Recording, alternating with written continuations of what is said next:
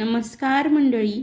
आपल्या घरातल्या चटोऱ्या जिभेच्या लोकांना सारखं काहीतरी चटपटीत असं खाऊ वाटत असतं. म्हणूनच आज मी इथे व्हेज चीज ग्रिल सँडविच बनवलेलं आहे. हे सँडविच बनवण्यासाठी अमोद बऱ्याच दिवसांपासून मागे लागला होता, त्यामुळे हे त्यांनी नाश्त्याला खाल्ले, आम्ही सर्वांनीही खाल्ले आणि त्याने टिफिनला सुद्धा घेऊन गेला. सुरुवातीला सँडविचची हिरवी चटणी बनवण्यासाठी 1 कप पुदिन्याची पानं स्वच्छ धुवून घेतलेली आहेत. ही मिक्सरच्या छोट्या भांड्यामध्ये घालून घेतली. त्यानंतर यामध्ये 2 चमचे ताजं असलेलं दही घालायचं. त्यानंतर या चटणीला एकसारखा दाटसरपणा यावा यासाठी 2 चमचे फुटाण्याची डाळ घातली. चवीनुसार मीठ, 1 चमचाभर साखर घातली, अर्धा इंच आल्याचे तुकडे घातले. त्यानंतर 1 मिरची तोडून घातलेली आहे. मिरचीचं प्रमाण तुमच्या आवडीनुसार कमी जास्त करू शकता. स्वच्छ धुतलेली कोथिंबीर घातली आणि अगदी थोडंसं पाणी घालून छान असं मिक्सरला बारीक करून घेतलेलं आहे. व्हिडिओमध्ये बघू शकता मस्त अशी हिरवीगार अशी पुदिन्याची चटणी तयार झाली. चला आता सँडविचसाठी लागणारी ग्रीन चटणी तर आपली तयार आहे. आता सँडविच बनवण्यासाठी जे स्टफिंग लागतं ते बनवायला घेऊयात. इथे भरपूर अशा मी भाज्या कट करून घेतलेल्या आहेत. या भाज्यांचं प्रमाण तुमच्या आवडीनुसार कमी जास्त करू शकता किंवा या भाज्या सोडून आणखी कोणत्या भाज्या आवडत असतील तर त्या जरी घेतल्यात तरी सुद्धा चालेल. भाज्या घेताना एकदम बारीक कट करून घ्या. इथे मी एक बारीक चिरलेला कांदा, काकडी, 1 स्वीट कॉर्न घेतलेला आहे आणि 2 बारीक कट केलेले टोमॅटो घेतलेले आहेत. यामध्ये चवीनुसार मीठ घालायचं. त्यानंतर 1 चमचाभर ऑरिगॅनो घातलेला आहे. अगदी अर्धा चमचा रेड चिली पावडर घातली. हवं तर तुम्ही इथे चिली फ्लेक्स घातलेत तरी सुद्धा चालेल.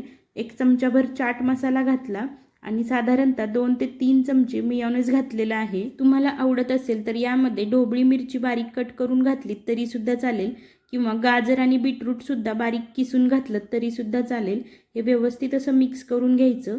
आता सँडविचसाठी लागणारं स्टफिंग आपलं रेडी आहे. चला आता सँडविच बनवायला घेऊयात. इथे मी सँडविच ब्रेड वापरलेला आहे. 4 ब्रेडच्या स्लाईस घेतल्या. त्यापैकी 2 स्लाईसवरती इथे मी पुदिन्याची हिरवी चटणी जी बनवलेली होती ती लावून घेतली. त्यानंतर दुसऱ्या ज्या 2 ब्रेडच्या स्लाईस आहेत त्यावरती टोमॅटो केचप व्यवस्थित असं लावून घेतलं. आता ब्रेडच्या स्लाईसवरती बनवून घेतलेलं स्टफिंग 3 ते 4 चमचे असं घालून घ्यायचं.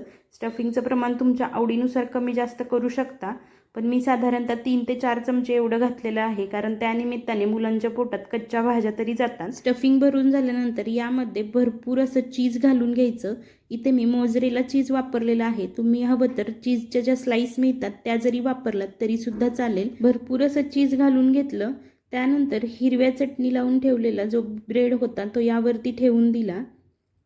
चला आता सँडविच भाजून घेऊयात. त्यासाठी इथे मी सँडविच मेकर घेतलेला आहे. हा मी मिशोवरून मागवलेला आहे. याची जर लिंक तुम्हाला हवी असेल तर मला कमेंट करून सांगा किंवा डिस्क्रिप्शन बॉक्समध्ये सुद्धा याची लिंक देते, तिथे जाऊन नक्की बघा.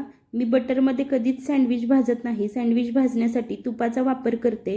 त्यामुळे सँडविच मेकर मी गरम करायला ठेवलेलं होतं. त्यामध्ये सुरुवातीला तूप घालून घेतलं. त्यानंतर सँडविच बनवलेल्या ब्रेडच्या स्लाईस यावरती ठेवून घेतल्या आणि जे वरच्या साईडला ब्रेड येतो त्यावरती सुद्धा भरपूर असं तूप व्यवस्थित लावून घेतलं. आता हा सँडविच मेकर जो आहे त्याला ही क्लिप मिळते, त्याने हा क्लोज केला आणि लो टू मीडियम हीटवरती असा हा भाजून घेतला. एका साईडने भाजत आल्यानंतर दुसऱ्या साईडने सुद्धा असा उलटून भाजून घ्यायचा. साधारणतः 2 ते 3 मिनिटांमध्ये सँडविच व्यवस्थित असा कुरकुरीत एकदम तयार होतो. याच्या ग्रिल मार्क्ससुद्धा बघा किती छान आलेले आहेत. असेच बाकीचे सुद्धा सँडविच मी भाजून घेतले. याचा क्रिस्प तुम्ही ऐकू शकता. मस्त असे क्रिस्पी एकदम हे सँडविच झालेले होते. माझ्याकडे आता कटर कुठं ठेवला होता तो सापडेना. शेवटी चाकूनेच मी हा कट करून घेतला. सँडविच भाजलेला तुपाचा वास आल्यापासूनच आमोद मागं लागला, त्यामुळे त्याला पटकन खायला दिले आणि दुसऱ्या सँडविचचे मी इथे शूटिंग केलेले आहे. बघू शकता. आहा, काय भारी हे सँडविच दिसत आहे. चीज बघू शकता किती छान असं मेल्ट झालेलं आहे. हे बघूनच तोंडाला पाणी सुटले. आता हा बघा बोका कसा खातो कुडूम कुडूम. कसं झालंय? आमोदला आणि आम्हाला सर्वांनाच हे सँडविच खूप आवडलं. मी आता हे 2 सँडविच तव्यावरती सुद्धा भाजून तुम्हाला दाखवत आहे. सँडविच बनवून घेतले. तव्याला खालच्या साईडला सुद्धा तूप लावून घेतले आणि वरच्या साईडच्या जे ब्रेडच्या स्लाईस आहेत त्यावरती सुद्धा तूप लावून घेतले. उलतानाने असे प्रेस करत करत लो टू मीडियम हीटवरती हे सँडविच तव्यावरती सुद्धा छान प्रकारे भाजता येते. एकदम क्रिस्पी होते. दोन्ही साईडने छान असं तूप लावून मी मस्त क्रिस्पी होईपर्यंत भाजून घेतलं. याचा सुद्धा क्रिस्प ऐकू शकता. सँडविच मेकर नसेल तर तव्यावरती सुद्धा छान असे हे सँडविच क्रिस्पी होतात. मी दरवेळी तव्यावरतीच बनवायचे, पण आमोद मागे लागला होता त्यामुळे मी मिशोवरून सँडविच मेकर मागवला होता. मुलांना जरा जास्तच अट्रॅक्शन असतं, बाहेर जसं व्हेज ग्रिल सँडविच मिळतात त्याच पद्धतीचे हवे होते, त्यामुळे मी सँडविच मेकर मागवला. नाहीतर काही नाही हो, तव्यावरती सुद्धा छान सँडविच भाजले जातात. आता हे सँडविच मी 4 तुकड्यांमध्ये कट केले आणि आमोदच्या डब्यामध्ये भरून दिले. सँडविच सोबत खाण्यासाठी टोमॅटो केचप सुद्धा दिला. सकाळच्या घाईमध्ये आमोदला नाश्त्याला आणि डब्यासाठी सँडविच बनवून दिले. मस्त असे सँडविच आमोदने डब्यामध्ये खाल्ले आणि डब्बा संपवूनच घरी आला. आता घरामध्ये जेवढी माणसं तेवढ्या तरा असतात. आमोदच्या जिभेचे चोचले पुरवून झाले. आता नवरोबाच्या जिभेचे चोचले पुरवण्यासाठी मी इथे व्हेज चीज ग्रिल सँडविच बनवून घेतले. हे सुद्धा मस्त असे कुरकुरीत झाले होते, पण नवरोबाला थोडेसे असे डार्क भाजलेले आवडतात, त्यामुळे थोडेसे मी इथं डार्क भाजलेले आहे.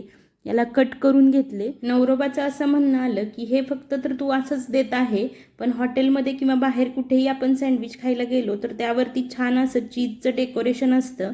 त्यामुळे मी त्यांना त्यांच्या म्हणण्याप्रमाणे एक चीज ब्लॉक घरामध्ये होता छोटासा, तो सुद्धा किसून घातला. आणि व्हिडिओमध्ये तुम्ही बघू शकता हे व्हेज चीज ग्रिल सँडविच काय मस्त असं टेम्पटिंग आणि माउथ वॉटरिंग दिसत आहे. भरपूर असं हे क्रिस्पी झालेलं आहे. मार्केटमध्ये मिळतं त्यापेक्षा कमी खर्चामध्ये घरी भरपूर अशा प्रमाणात व्हेज ग्रिल सँडविच बनवून तयार होतात. मग अशी घाईमध्ये आमोदला खायला दिलं, पण तुम्हाला काही खायला बोलवलं नाही. आता तुम्ही सुद्धा या आणि कसं झालंय हे मला कमेंट करून नक्की सांगा. आम्हाला तरी सर्वांना हे व्हेज चीज ग्रिल सँडविच खूप आवडले होते. हे सँडविच बनवायला आमोदने जरी सांगितलेलं असलं तरी काही तो एकटाच खातो का?